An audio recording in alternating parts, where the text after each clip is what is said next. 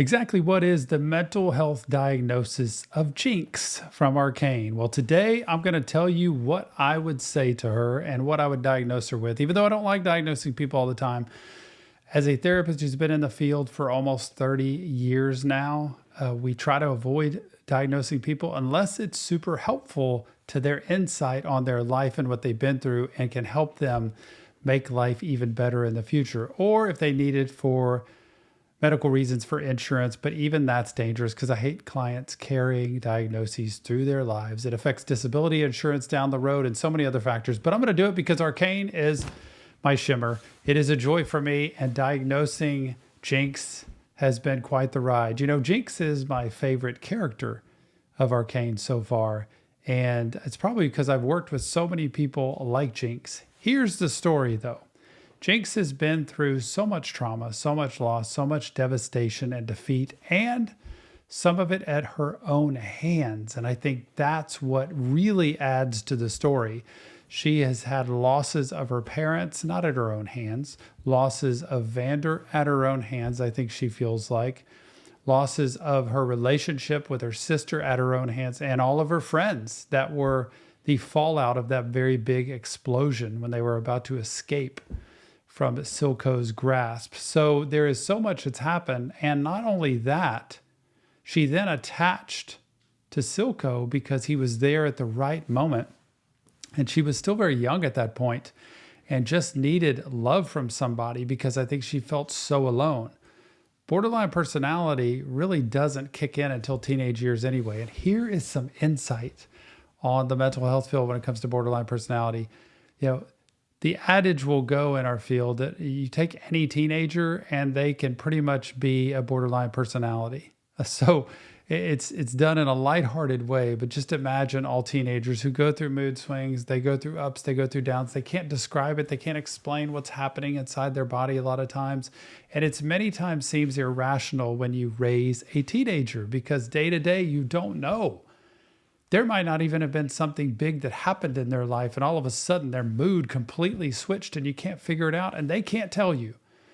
Well, borderline is very much that way. So if you look at teenagers in general, you can kind of see a description. That doesn't mean teenagers actually are, by the way, but it very much develops then, and it comes a lot of times from childhood trauma, early life trauma, abandonment, loss, abuse, all of that kind of stuff. And so this is the ripe setting for her in this. But I wouldn't diagnose Vi that, and that diagnosis is coming next. I wouldn't diagnose her borderline personality.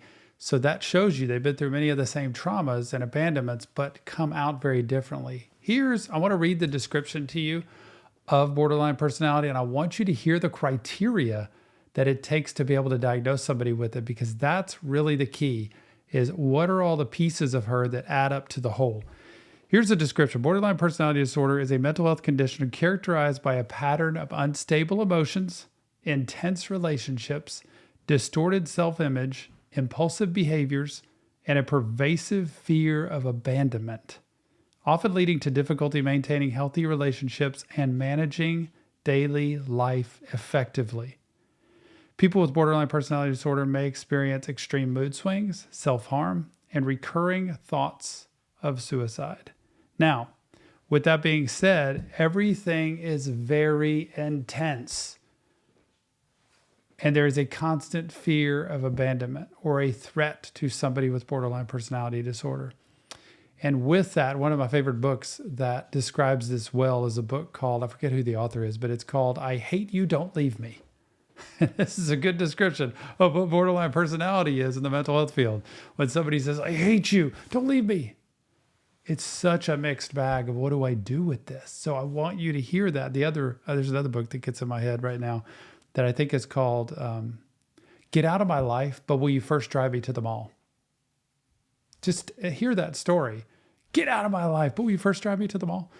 This is that push and pull that goes on with many borderlines. And a lot of times the effective treatment would be DBT, which is dialectical behavior therapy.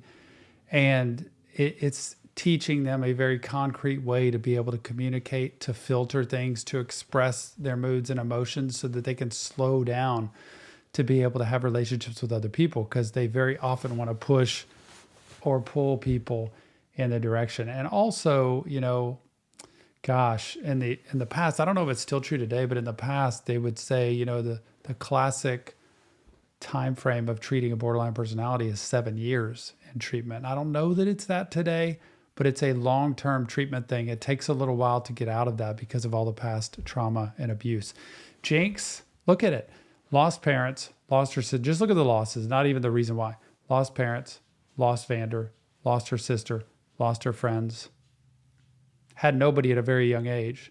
Then all of a sudden, fast forward, and she's kind of the teenager, right? When she becomes JINX, goes from powder to JINX because she's now like a teenager. And you can see it in her behavior. It's extreme, it's intensive, it's impulsive. She doesn't care as much all the time, like who she hurts or what happens, but she's very attached to Silco. That's her bond. That is her attachment figure in life. So as much as he might drive her nuts because he's kind of controlling and manipulating her, he still loves her, and she knows he loves her. But also, even if she's not sure if he loves her, she needs that attachment. And so it's a very push-pull type thing. But she can also be a renegade. She could be a wild card out there. And it can be very hard to contain or control somebody like JINX in that mood. The reason I love her is because she wears how she feels on her sleeve. She is unapologetic, but she has a heart of gold, I think. I think she's adorable. I think she wants the best. I think she wants to believe her sister's there for her and that there can be healing on the other side. But I think she's so scared of vulnerability and attachment and trust anywhere else but Silco, she can't let herself trust anybody else. So that, you know what that means? Everybody else is my enemy. And that's how she lives. Here's the criteria in the DSM-5 in our mental health field of how we diagnose. Again, it's not a real person, so I'm not worrying about that. I wouldn't sit here and do this intensely with a real person like that I haven't treated. But here are the criteria. It says, if a person exhibits at least 5 of the following criteria, you could consider borderline personality with them. Again, everything's not hard and fast, but this is a pretty good general criteria. Number 1, unstable relationships. Relationships that are intense and unstable and alternate between idealizing and devaluing the other person. In other words, I love you, you're awesome, you're the best, and get out of my life. I don't want you here anymore. You're terrible. That's what kind of has pulled back and forth with her, with Vi. And also with Silco as it got to the end of season 1. Remember, this diagnosis is after season 1. I have not seen season 2 yet. So go check our Patreon page if you want to see more, because the VIP tier on our Patreon page has all unedited episodes of Arcane on them. And I encourage you to see that because it sees my entire backstory of working with this show. So number 1, she definitely has unstable relationships. No doubt about it. Number 2, unstable self-image. A sense of self or identity that is persistently unstable. Feel good about yourself. Feel like you're a horrible person. Okay? Here's the question mark with her on this one. How confident is she about who she is? How much self-worth, self-esteem does she have? Some people could argue she feels great about herself. And she is living her life and she is moving on and she's doing her thing. I would say, I would kind of be in the middle on this one. But I think she definitely has an unstable self-image. I could go either way. I'm gonna go with the definite ones here, and then I'll show you the ones that are in between. This is an in-between one because she's totally fine as long as she's with Silco, right? But what happens when Silco's not there anymore? Like it's happened. Now she's all alone. Is destruction her next move, or does she recover and get help? And mind you, all the while, there's no mental health in Arcane, right? There's no mental health professional to see. And in real life, when people go untreated with borderline personality disorder, they spiral many times and think they're crazy and think other people are crazy. And it goes back and forth between me and them, me and them. Impulsivity is the third. This is 100% definite. Impulsive behaviors in at least 2 areas that could be harmful, such as substance abuse, reckless driving, binge eating, unsafe sex. Now, this doesn't fit with Arcane, right? But these are reckless behaviors, which means she goes to try to blow something up. She goes to try to destroy somebody or even kill somebody. She goes to leave, get the Savika, strap her down and have her in the office, put liar to Silco and goes into an extreme reaction, gets Caitlin, straps her down, has that whole meeting with the dinner table with Silco and Caitlin and Vi.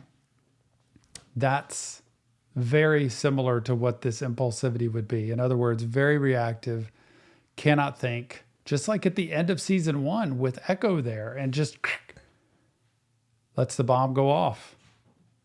Her own self-destruction. Number 4, suicidal behavior. Suicidal behavior, gestures, threats, or self-mutilation. Definitely not caring about whether she's there or not anymore. I think deep down she does, but I'm willing to risk that to take you and I both out if that's what it takes. I don't care what happens to me because it doesn't matter anymore. I've lost everything I've had in life, so who cares what else happens to me? Nobody can hurt me. It doesn't matter, even if I'm not here anymore. So a lot of, it doesn't matter if I'm here anymore, thinking. Number 5, mood swings. Duh, this is obvious, right? Rapid mood changes that are usually only for a few hours long, but can sometimes last a few days. She goes through these drastic mood changes and then all of a sudden softens. And that happened a lot with Silco. It happened with Savika in the office. It's happened with Vi. Could be hugging somebody 1 minute and let her guard down, and the next minute she can have a bomb out ready to explode everybody. Number 6, anger issues. Difficulty controlling anger or frequent displays of temper or physical fights. Duh. We don't need to talk about this. This is hands down easily JINX, right? Anger issues. Yeah. Number 7, paranoid thoughts. Stress-related paranoid thoughts or severe dissociative symptoms. 100% for her, easy, right? All the voices in her head, all the people talking to her, all the figures and characters in her room when she's there talking to them and arguing about the thoughts that are inside her head. Stop, don't, no, it's not that way. Yeah. That's all of the paranoid thinking that she's got, 100% with that. Number 8, chronic feelings of emptiness, persistent feelings of emptiness. I think she feels empty all the time, unless she was right there with Silco and in that relationship. I think she felt whole. I think she felt loved. I think she felt cared for and safe with him until the end when everything started breaking down. So I think those feelings of emptiness are definitely regularly there for her. Okay, so of the ones that are definite, paranoid thoughts, anger issues, mood swings, impulsivity, unstable relationships, that's 5 right there. And then the leftovers are the unstable self-image, the suicidal behavior, and the... How did that just happen from me doing this? I don't understand. Chronic feelings of emptiness? I think she's got them all, 100%. I think she's got them all. I would say some are mild, some are severe. But in the end, when you look at this diagnosis, you think, well, it's great to diagnose somebody. What are you going to do now? Well, the treatment is going through some attachment issue stuff, which is where did all this pain, trauma, and loss come from?